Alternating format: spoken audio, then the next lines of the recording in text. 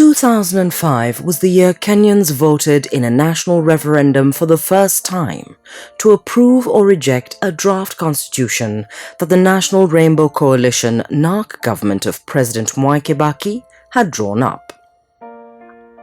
The government draft constitution differed substantially from the one that the Constitution of Kenya Review Commission, chaired by Professor Yashpal Gai, had handed over to Attorney General Amos Wako the previous year, after months of deliberation at the Bomas of Kenya in Nairobi by delegates representing different points of view on political reforms. Unlike the Bomas draft, the government draft retained the provisions for a strong executive president and had no place for a prime minister, nor for the devolution of powers to the regions that the Bomas delegates had called for. The government's proposals met with public protests, but on July 20th, Parliament adopted the new government draft constitution. 4 months later, on November 22nd, Kenyans voted on the government draft, the first time they had participated in a national referendum. The two symbols for the referendum were the banana for those voting in favour and the orange for those voting against the government draft constitution. The final outcome was a resounding orange victory, 3.5 million no votes against 2.5 million yes votes. A day after the results were announced, a stunned Kibaki sacked his entire cabinet, save for Vice President Moody Awori and Attorney General Amos Wako. He prorogued Parliament, sending MPs home for an indefinite period. On December 7th, Kibaki announced his new post-referendum cabinet.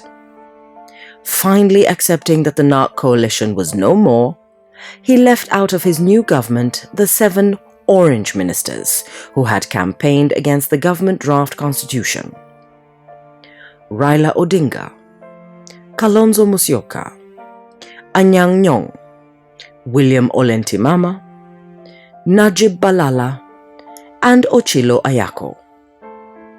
The sacked ministers would later join other leaders opposed to Kibaki's draft constitution to set up the Orange Democratic Movement, a coalition of parties that included KANU and the Liberal Democratic Party. In response to the Anglo leasing scandal, the British government froze aid to Kenya and later banned Murungaru from entering Britain.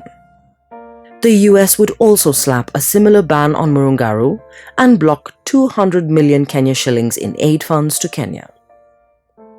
The German government followed suit with its own aid freeze. It is this diplomatic pressure that led to Kibaki leaving Murungaru out of his post-referendum government. The international pressure had already forced him to order Justice Aaron Ringera of the Kenya Anti-Corruption Commission to investigate Anglo leasing and similar scams.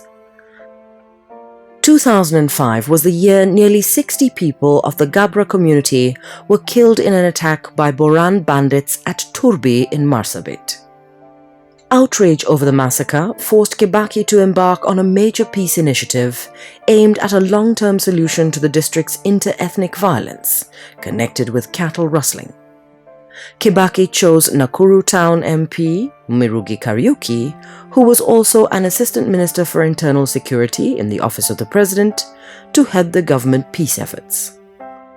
On the African diplomatic front, Kenya had good reason to be jubilant.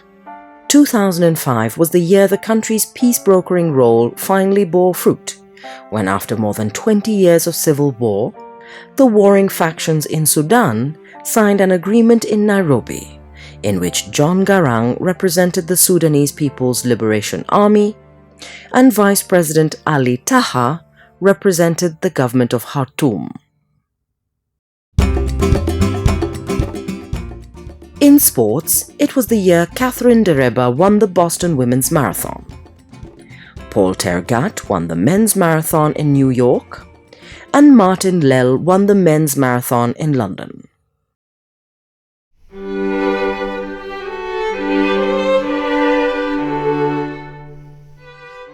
In 2005 was the year Kenyans said farewell to veteran freedom fighter and one of the Kapenguria Six, Fred Kubai. Anglican Archbishop Manasses Kuria, Roman Catholic Bishop Luigi Lucati, murdered in Isiolo, former National Youth Service and Starehe Boys Centre leader Jeffrey Griffin, and Vita MP and Kanu strongman Sharif Nasir.